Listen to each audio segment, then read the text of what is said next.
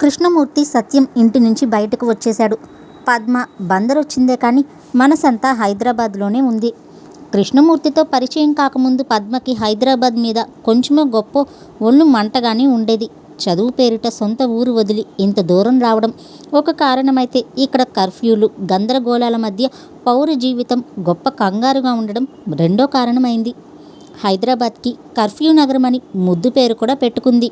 సంక్రాంతి, దసరా, దీపావళిలకు సెలవులిచ్చినట్టే ఏడాదిలో కొన్ని రోజులు కర్ఫ్యూల సెలవులు దొరుకుతాయి.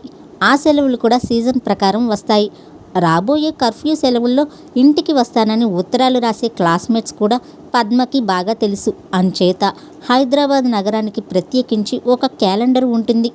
ఉన్నట్టుండి ఎందుకు చంపుకుంటున్నారో తెలియకుండానే 4-5 కత్తిపోటు సంఘటనలు చోటు చేసుకోవడం, దాంతో కర్ఫ్యూ పెట్టేయడం హైదరాబాద్ వాతావరణానికి బాగా అలవాటు. మొదట్లో ఆ వాతావరణం పద్మకి భయం కలిగించింది. రాను రాను అలవాటు పడ్డం వల్ల సర్దుకుపోతుంది. ఎంత సర్దుకుపోయినా ఎప్పుడేం జరుగుతుందో అన్న భయంతో హైదరాబాద్ మీద అభిమానం పెంచుకోవడం వీలు పడింది కాదు. అట్లాంటిది అక్కడ కృష్ణమూర్తి పరిచయం కలిగిన తర్వాత హైదరాబాదుతో అపారమైన అనుబంధం ఏర్పడింది. హైదరాబాద్ అంటే నీకెందుకంత ఇష్టమని ఎవరైనా అడిగితే అక్కడ కృష్ణమూర్తి ఉన్నాడు కనుక అని టక్కున సమాధానం చెప్పేందుకు వెనుకాడని స్థితికి ఎదిగిపోయింది పద్మ. అక్కడున్న రోడ్లు, భవనాలు, థియేటర్లు, మ్యూజియంలు, పార్కులు, హోటళ్ళు, కాలక్షేపానికి కొరత లేని ప్రదేశాలు పద్మను అంతగా ఆకర్షించలేదు. ఒక్క కృష్ణమూర్తి కారణంగానే ఆ నగరం తన పాలిట నందనవనమైంది. తన మనసులో కృష్ణమూర్తి చోటు చేసుకోక మునుపు పద్మ మనసు ఎప్పుడు బందర్ మీదే ఉండేది. ఏ పాటి సెలవు దొరికినా బందరు వెళ్ళిపోవాలని తొందరలో ఉండేది. కృష్ణమూర్తి దగ్గరైన తరువాత ఆ అభిప్రాయం తారుమారైంది. బందరు వెళ్ళాలంటే చిరాగ్గా ఉంటోంది. జీవితం పర్యంతం హైదరాబాద్లోనే గడపాలని కోరుకుంటుంది. భారతదేశంలో హైదరాబాద్ని మించిన నగరం లేనే లేదని వ్యాసాలు రాయాలనిపిస్తోంది. పరీక్షలు అయిపోయిన కారణంగా తప్పనిసరి బందరు వచ్చిందే కానీ లేకపోతే ఎంచక్కా అక్కడే ఉండే పని. పాడు పరీక్షలు అంత చప్పున అయిపోవాలా? బందరొచ్చి ప్రతి క్షణం కృష్ణమూర్తి గురించిన ఆలోచనలతోనే గడుపుతుంది. ఆమె ధోరణి లక్ష్మీపతికి వింతగా తోచినా పట్టించుకోలేదు. ఎందుకట్లా ఉంటున్నావని అడగనూ లేదు. ఈ బంగారు బొమ్మకి కోటీశ్వరుడి కొడుకుని వెతికే ప్రోగ్రాం గురించి పథకాలేస్తున్నాడు లక్ష్మీపతి. ఇంకా ముహూర్తం పెట్టుకోవడమే మిగిలింది. పద్మ కాఫీ తాగుతూ ఉంటే లక్ష్మీపతి ఆమె ముందు కూర్చున్నాడు. చాలా చిక్కిపోయావమ్మా అన్నాడు. పద్మ చిన్నగా నవ్వేసింది. హాస్టల్లో సరిగ్గా తిండి పెట్టరా ఏంటి? బోలెడు డబ్బు పోస్తున్నాం కదా, కడుపు నిండా పెట్టకపోతే ఎలా? దానికి కూడా పద్మ చిరునవ్వే సమాధానంగా చెప్పింది. మాటా పలుకు లేకుండా కేవలం చిరునవ్వుతోనే వెలిగి పారేస్తున్న కూతురి వాలకం అతనికి చిరుకోపం కలిగించింది. ఆమె చేత మాట్లాడించాలనే పంతంలో ఒక బాణం వేసేశాడు. ఈ ఏడాదే నీ పెళ్లి చేద్దామనుకుంటున్నాను. అంత మాట విన్నాక సగటు ఆడపిల్ల కిమ్మనకుండా తనకేం పట్టనట్టు ఉండదు. అప్పుడే పెళ్ళికేం తొందరను, ఇంకా చదవాలని ఉందను, నా పెళ్ళి నాకు విడిచిపెట్టండి అను, నేను ఆ అబ్బాయిని ప్రేమించాను అను ఏదో ఒక జవాబు చెప్పాలి. అది రూల్. అట్లాంటిది పద్మ తండ్రి స్టేట్మెంట్కి కించిత్తు కూడా చలించలేదు. పైగా అప్పుడు కూడా ఆమె చిరునవ్వు ముద్రని సమాధానంగా వాడుకుంది. లక్ష్మీపతి ఆ దెబ్బతో డల్లైపోయాడు. అందమైన అమ్మాయికి చిరునవ్వు మరింత అందాన్ని తెచ్చిపెట్టచ్చు. కానీ పెళ్లి సంగతి కలిపిన అక్షరం మాట్లాడకుండా చిరునవ్వుతో సరిపెట్టుకుంది అంటే ఏమిటి అర్థం? అర్థాలు వెతికే ఓపిక లేక ఆ విషయాన్ని అక్కడితో ఆపేసి లక్ష్మీపతి అక్కడి నుంచి లేచిపోయాడు. లక్ష్మీపతి హాల్లోకి వచ్చేసరికి శాస్త్రి పద్దు పుస్తకం తిరగేస్తూ కనిపించాడు. వీడొకడు పెడన చౌదరి గారి బాకీ వసూలు చేయకుండా ఉత్త చేతులతో తిరిగొచ్చాడు. శిక్షగా నీ జీతంలో 25 తెగ్గొస్తానని చెప్పినప్పుడు సింపుల్గా తను చిత్తం అన్నాడే కానీ అంత పని చేయకండి మహాప్రభు అని కాళ్ళ వెళ్ళ పడలేదు. ఏం చూసుకుని అంత ధైర్యంగా చిత్తమన్నాడు లక్ష్మీపతికి తెలిసింది కాదు. ఇప్పుడు ఇంకో చురక తగిలించాలనే కోరిక కలిగింది లక్ష్మీపతికి. అందుకు ప్రాతిపదికగా నీ జీతంలో 25 రూపాయలు తగ్గించినందుకు నాకు కూడా బాధగానే ఉందో శాస్త్రి. చిత్తం. ఆ చౌదరి బాకీ వసూలు చేస్తేనే నీకు ఆ నష్టం కానీ నాకు బాధ కానీ ఉండేది కాదు కదా. అవునండి, మన నష్టాలు లాభాలు ఆ చౌదరి గారు పట్టించుకునే రకం కాదండి. ఇష్టం వచ్చినప్పుడు ఇస్తాను, లేదంటే పొమ్మని కసిరేశారు. కొడతాడయ్యా, కొడతారు. అప్పు తీసుకునేటప్పుడు అయ్యా బాబు అంటారు. తీరా తీర్చేసరికి నీకు దిక్కున్న చోటు చెప్పుకోమంటారు. చూడు, గొడుగుపేట ఇంట్లో ఒక వాటా ఖాళీగా ఉంది కదూ. ఆ సంగతి శాస్త్రికి కూడా తెలుసు. అయినా ఇంత అర్జెంటుగా ఆ విషయం ఎందుకు కదిపారో తెలుసుకోవాలని కూడా ఉంది శాస్త్రికి. అదేనయ్యా, ఆర్టీసీ సుబ్బారావు ఒక వాటాలో ఉన్నాడు. ఆ రెండో వాటా ఖాళీగా ఉంది కదా. చిత్తం, అది 6 నెలల నుంచి అట్లాగే ఉందండి అన్నాడు శాస్త్రి కొంచెం భయంగా. ఉందంటే ఎట్లా? అద్దె నష్టం కదూ. ఎవరో ఒకరు అద్దెకు దిగాలి కదూ. దిగరండి అని ఖచ్చితంగా చెప్పేశాడు. ఎంచేత? ఇంతకు మునుపు ఆ వాటాలో ఉన్న నర్స్ ఊరేసుకుని చచ్చిపోయిందన్న వార్త ఊరంతా తెలిసిపోయింది కదండి. అయితే ఏమిటంట? చచ్చి ఊరుకోలేదండి, దెయ్యమై తిరుగుతోందంట. దెయ్యాలున్న కొంపలో చూస్తూ ఎవరు దిగుతారు చెప్పండి అని సమస్యని ఈజీగా తేల్చిపారేశాడు శాస్త్రి. అదేం కుదరదు. ఆ వాటా ఎవరో ఒకరు అద్దెకు దిగాల్సిందే కదా. నెలకి 200 అద్దె ఇవ్వాల్సిందే. చిత్తం, నా అభిప్రాయం కూడా కరెక్ట్గా అదేనండి. కానీ అద్దెకు దిగే వాళ్ళ సెంటిమెంట్స్ కూడా మనం గౌరవించాలి కదండి అన్నాడు ఏదో కీడు శంకిస్తూ. 24 గంటలు టైం ఇస్తున్నాను లక్ష్మీపతి సీరియస్గా అన్నాడు. ఎవరికండి? నీకు. ఎందుకండి? ఎవరినో ఒకరిని ఆ వాటాలు అద్దెకు దించడానికి. శాస్త్రికి ఇప్పుడు ఖచ్చితంగా భయమేసింది. అందుకే అన్నాడు. అమ్మో, 24 గంటల్లో అది నా వల్ల అవుతుందా? వల్ల కాకపోతే నీ జీతంలో 25 తెగ్గొస్తాను మహాప్రభు అరిచాడు శాస్త్రి. ఎందుకు అరిచావు? చౌదరి బాకీ విషయం ఇంతకు ముందే ఒక 25 మింగేశారు. అంచేత ఇప్పుడు ఇది 2వ 25 అవుతుంది. ఈ విధంగా దెబ్బకో 25 చొప్పున తెగ్గొస్తే 3 దెబ్బలతో జీతం మొత్తం ఉష్కాకి అవుతుంది. నేను పూర్తిగా అన్యాయమైపోతాను. ఆ వాటాలో అద్దెకెవ్వరు దిగకపోతే నేను అన్యాయమైపోతాను. మీకు జరిగే నష్టం నాకంటే చిన్నది సార్. లెక్కలు అనవసరం. చెప్పిన పనేదో చూడు. 24 గంటలే టైం. శాస్త్రి మరింకేం మాట్లాడే ఓపిక లేక అక్కడి నుంచి లేచి వీధిన పడ్డాడు. వీధిన పడిన తర్వాత హే భగవాన్ అని కేక పెట్టాడు. సరిగ్గా అదే సమయానికి బందర్ బస్టాండ్లో కృష్ణమూర్తి బస్ దిగాడు. పుట్టి బుద్ధెరిగిన తరువాత అతనెప్పుడు ఈ ప్రాంతానికి రాలేదు. బందర్లో అడుగు పెట్టడం అదే తొలిసారి. నేల మీద అడుగుపెట్టి చుట్టూ చూస్తూ ఊరందంగా ఉంది అనుకున్నాడు. తను మనసారా ప్రేమించి ఆరాధించే పద్మ ఏ ఊళ్ళో ఉన్నా ఆ ఊరు అందంగానే ఉంటుందని ఆ తర్వాత అనుకున్నాడు. బస్టాండ్కి దగ్గరలోనే అందమైన హోటల్ ఒకటి కనిపించింది. ముందు అందులో దిగేసి స్నానాధికాలు పూర్తి చేసుకున్న తర్వాత భవిష్యత్ కార్యక్రమం ఆలోచించాలి అనుకున్నాడు. హోటల్ వైపు ఒక అడుగు వేశాడో లేదో అతనికి భగవాన్ అంటూ పొలికేక వినిపించింది. చప్పున వెనక్కి తిరిగి చూశాడు. అట్లా ఆర్తనాదం చేసిన వ్యక్తి శాస్త్రి. అంతకుముందు అతను ఆ విధంగా ఎన్ని తడవలు భగవంతుణ్ణి పిలిచి ఉంటాడు. కృష్ణమూర్తి అంచనా కట్టలేకపోయాడు. బందరు పట్టణం పిచ్చివాళ్ళకి ప్రసిద్ధి అని అతను ఎక్కడో చదివినట్టు జ్ఞాపకం. చదివి అప్పుడది అబద్ధం అనుకున్నాను. కానీ ఇప్పుడు శాస్త్రిని చూడగానే ఆ స్టేట్మెంట్లో ఎంతో కొంత నిజం ఉందని పూర్తిగా నమ్మాడు. మనిషిని చూస్తే పిచ్చివాడు అనుకోలేదు. పచ్చగా ఉన్నాడు కుర్రాడు. ఎక్కడ ఎట్లాంటి దెబ్బతిన్నాడో. బస్టాండ్ మధ్యలో నిలబడి భగవాన్ అని పిలుస్తున్నాడు. కృష్ణమూర్తికి శాస్త్రి మీద జాలి కలిగింది. అంచేత అయ్యో పాపమనే స్టైల్లో అతని వైపు దిగులుగా చూశాడు. తన వైపు రెప్పార్చకుండా చూస్తున్న కృష్ణమూర్తి శాస్త్రిని ఆకర్షించాడు. ఇదేదో అద్దెకేసే అయి ఉంటుందన్న ఆశ కలిగింది. అంచేత అతను గబగబా కృష్ణమూర్తిని చేరుకున్నాడు. మీరు ఈ ఊరికి కొత్త కదూ అని అడిగాడు. కృష్ణమూర్తి తాపీగా సమాధానం చెప్పాడు. కావచ్చు, కానీ నా పేరు భగవాన్ మాత్రం కాదు. భగవాన్ అని ఎవరన్నారు? నువ్వు నన్ను పిలిచింది ఆ పేరుతోనే కదా. అదా, ఆ పేరుతో మిమ్మల్ని పిలవలేదు, భగవంతుణ్ణి పిలిచాను. పిచ్చిలో కూడా పిసరంత తెలివి ఉంటుందని కృష్ణమూర్తి గమనించగలిగాడు. అంచేత అడిగాడు, భగవంతుడు బస్టాండ్లో దొరుకుతాడా? దొరకవచ్చనే ఆశ. ఆ మాటకొస్తే నాకు కావలసిన భగవంతుడు బస్టాండ్లోనూ రైల్వే స్టేషన్లలోనూ దొరుకుతాడని నమ్మకం. అదంతా వదిలేయండి సార్. మీకు అర్జెంటుగా వసతి కావాలి కదా. ఎట్లా చెప్పగలిగావు? మీ వాలకం చూస్తూ ఉంటే ఈజీగా అర్థమైపోతుంది సార్. ఇంకా మీరేమీ మాట్లాడొద్దు, నా వెంట వచ్చేయండి. ఫస్ట్ క్లాస్ పోర్షన్ అద్దెకు మీకు నేను ఇప్పిస్తాను. అద్దె కేవలం 200. ప్రేమ పిచ్చి, పెళ్లి పిచ్చి, పదవి పిచ్చి, ఇట్లాగా రకరకాల పిచ్చి వాళ్ళ గురించి కృష్ణమూర్తి విన్నాడే కానీ ఈ అద్దె పిచ్చి గురించి అతను మునిపెన్నడూ వినలేదు. ఇంకా సంభాషణ పొడిగిస్తే వ్యవహారం ఎంతవరకు సాగుతుందోనన్న భయం చేత కృష్ణమూర్తి అక్కడి నుండి కదిలాడు. అయినా శాస్త్రి అతన్ని విడిచిపెట్టలేదు. అతన్ని అనుసరిస్తూ మాట్లాడుతూనే ఉన్నాడు. సార్, నాది గండాల బతుకు సార్. 24 గంటల్లో 25 రూపాయలు బలైపోతుంది సార్.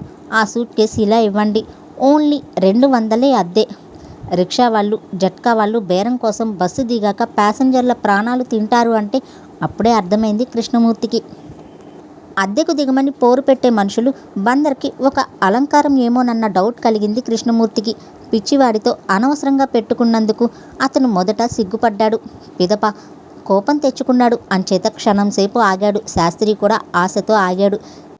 ఏమీ సెలవంటూ చేతులు కట్టుకొని కృష్ణమూర్తి మాట కోసం ఎదురు చూస్తున్నాడు. అతను ముక్కుపుటాలెగరేస్తూ శాస్త్రికి ఒక అల్టిమేట్ ఇచ్చాడు. చూడు మిస్టర్, ఇంతసేపు పోన్లే పాపమని ఓర్చుకున్నాను. ఇంకో తడవ అద్దె మాట ఎత్తినా, నా వెంట పడినా పళ్ళు రాలగొడతాను. Mind it. చెప్పవలసిందేదో చెప్పి అతను హోటల్ వైపు వేగంగా నడుచుకుంటూ వెళ్ళిపోయాడు. శాస్త్రి చాలా గట్టిగానే నిట్టూర్చాడు. ఆ తర్వాత జీవిత బీమా వారి కార్యాలయం బందర్లో ఉన్న పెద్ద సైజ్ ఆఫీసుల్లో ఒకటి. శాస్త్రి ఆ ఆఫీస్కి చేరుకున్నాడు. గేటు దగ్గర వాచ్మెన్తో మెల్లగా మాట కలుపుకున్నాడు. నువ్వు నాకు సాయం చేయాలి తమ్ముడు. మరేం లేదు, ఈ ఆఫీస్కి కొత్తగా బదిలీ మీద వచ్చిన వాళ్ళు ఎవరైనా ఉన్నారా? అతనెందుకు అలా అడుగుతున్నాడు కనుక్కోకుండానే చెప్పేశాడు వాచ్మెన్. ఎందుకుండరు, బోలెడు మంది ఉంటారు. శాస్త్రి ఆ మాటకి ఆనందిస్తూ అన్నాడు. నా తండ్రి, చల్లటి కబురు చెప్పావు. నీకు తెలిసినంత వరకు అలాంటి కేసు ఒక్కటి, కనీసం ఒక్కటైనా చూపించగలవా? గలనా అంటే గలను అన్నాడు వాచ్మెన్ వరాలిచ్చే దేవుడి ఫోటో ఫోజులో. శాస్త్రికి ఆరాటం పెరిగింది. ఏమిటో ఈ దీనుడికి నువ్వే ఆశాకిరణంలాగా కనిపిస్తున్నావు. ఎక్కడున్నారు నాయనా వారు? వాచ్మెన్ డైరెక్షన్లు ఇస్తున్నాడు. అదిగో అక్కడ క్యాంటీన్ ఉంది కదా. ఉంది, అందులో కాఫీ తాగుతున్నాడు. ఆ మాటకొస్తే అక్కడ చాలామంది కాఫీలు తాగుతున్నారు నాయన. వారిలో ఎవరు అది చెప్పు అన్నాడు శాస్త్రి ఆదుర్దాగా. ఆ గల్ల చొక్కాని చూడు అన్నాడు వాచ్మెన్ సీరియస్గా. చూశాను అన్నాడు శాస్త్రి ఆనందంగా. ఆ శాల్తీ నిన్నే వచ్చాడు. ఏ ఊరు నుంచి వచ్చాడు? అదేదో ఊరు చెప్పాడు. అక్కడ నీళ్లు కూడా దొరకవట. దిక్కుమాలిన ఊరు. ఆ పేరు మర్చిపోయాను. అది నేను చూసుకుంటాలే తండ్రి. ఈ ఊళ్ళో ఎక్కడుంటున్నాడో చెప్పగలవా? వాచ్మెన్ విసుక్కుంటూ అన్నాడు.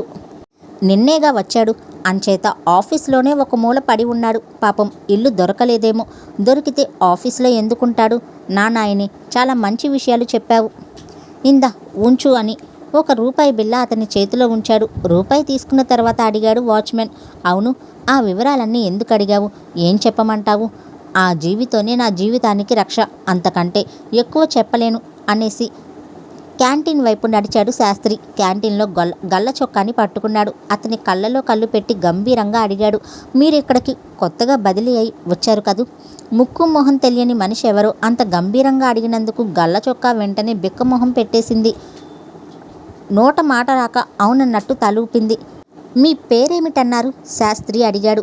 మాధవరావు అన్నాడతను.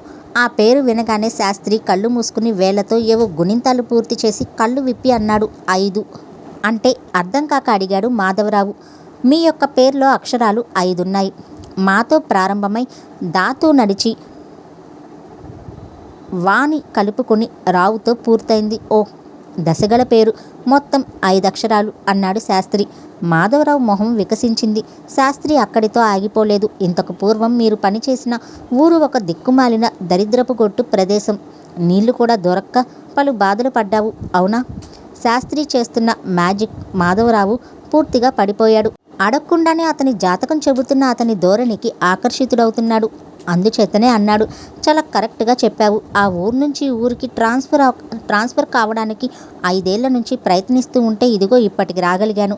5 ఏళ్ల ప్రయత్నమా? ఓ మళ్ళా 5 ఇక పర్లేదు, దశ తిరిగింది. ప్రమోషన్ కూడా ఇచ్చి ఈ ఊళ్ళోనే ఉంచుతారు. నిజంగానా? ముందు కాఫీ పుచ్చుకోండి, చెప్తాను అన్నాడు మాధవరావు ఎంతో ఆనందంగా. వద్దు, కాఫీలు గీఫీలు తాగను అని మళ్ళా కళ్ళు మూసుకుని వేళ్లతో గుణింతాలు వేసి అన్నాడు శాస్త్రి. చూడండి మాధవరావు గారు, మీరు ఇంకా ఇల్లది చూసుకోలేదనుకుంటాను. అవునండి, ఇవాళ చూద్దామనుకుంటున్నాను. ఇల్లు దొరకగానే ఫ్యామిలీని తెచ్చుకుంటాను. అలాగే చేయండి. కానీ ఒకటి అన్నాడు శాస్త్రి. చెప్పండి అని ఆత్రంగా అడిగాడు మాధవరావు. ఇల్లంటూ తీసుకుంటే మీ ఆఫీస్కి తూర్పు దిక్కుగా ఉన్న ఇల్లే తీసుకోండి, కలిసొస్తుంది.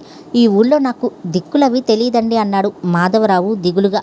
నే చెబుతాగా, మీ ఆఫీస్కి గొడుగుపేట తూర్పు దిక్కునే ఉంది. ఉండొచ్చు అనుకోండి.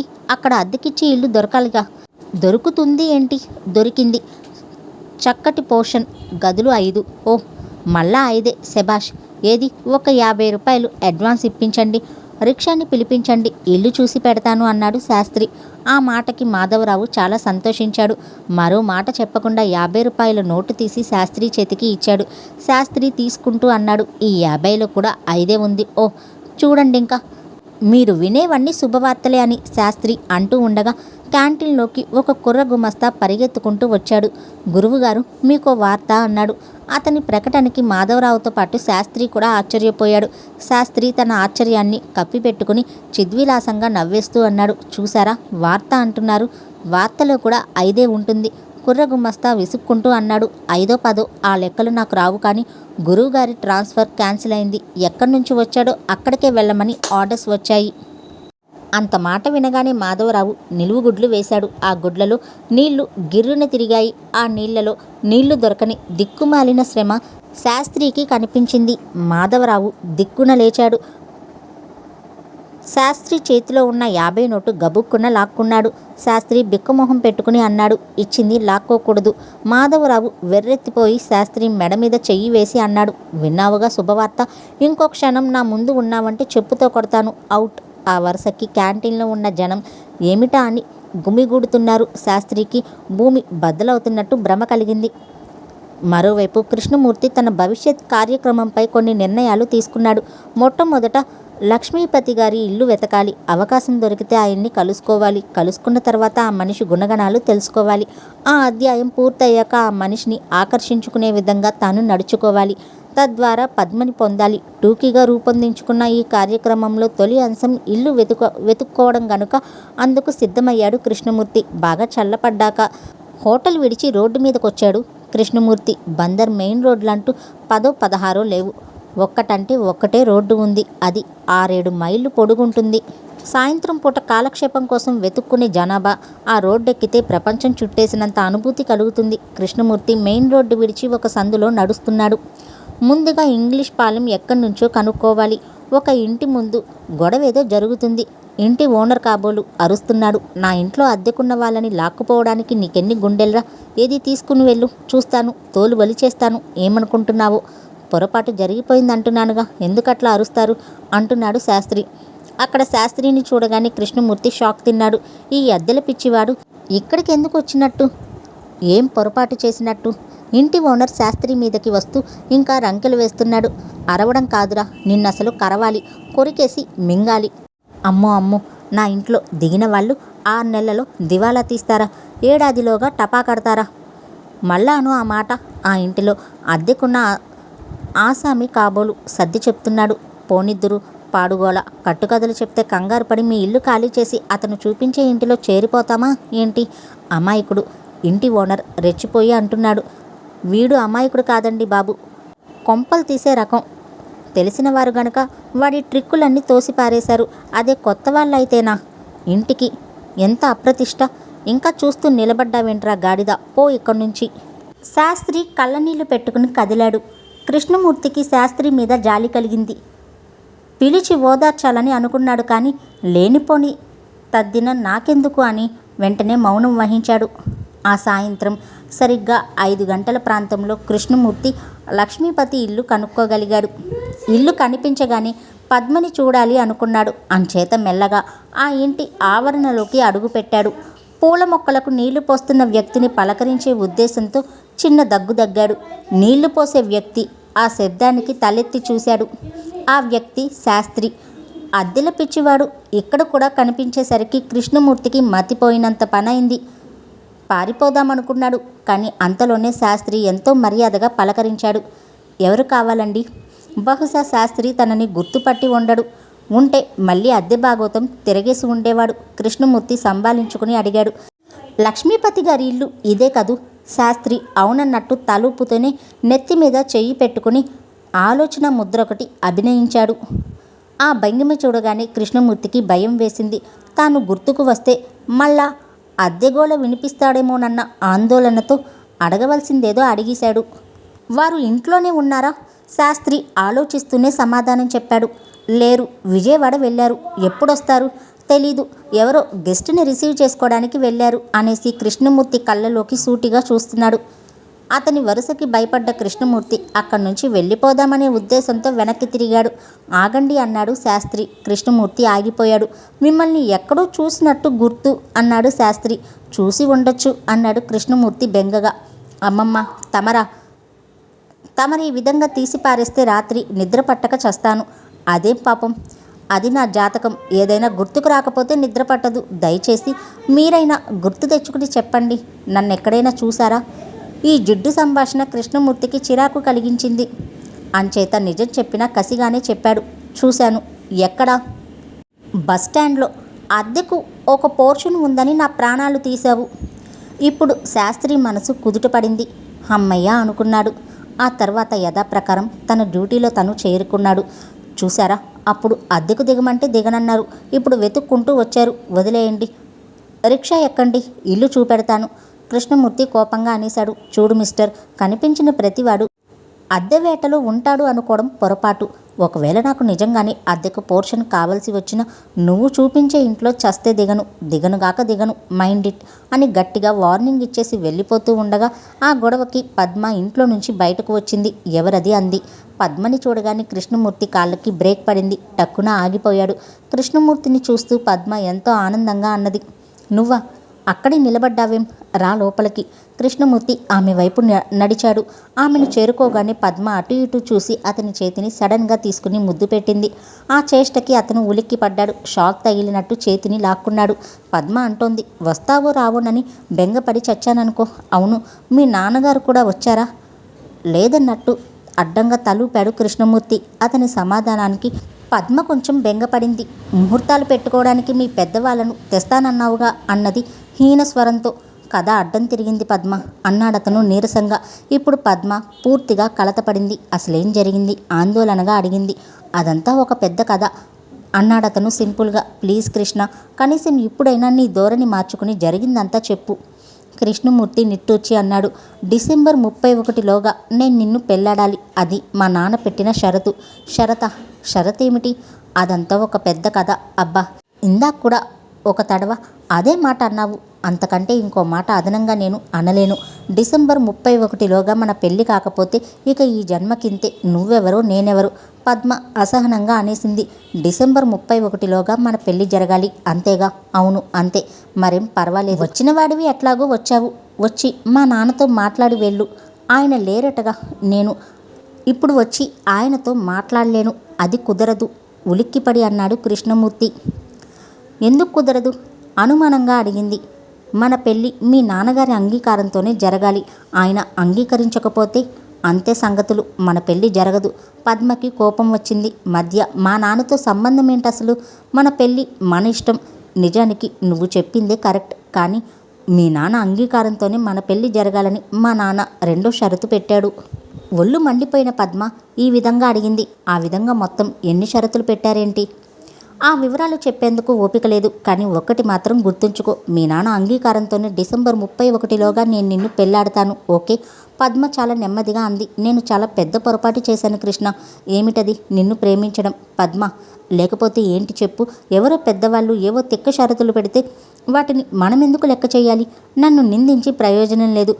ముందు ఏం చేయాలో, ఏం చేస్తే బాగుంటుందో ఆలోచించాలి. పద్మ నిరాశగా అనేసింది. అదేదో నువ్వే ఆలోచించి చెప్పు.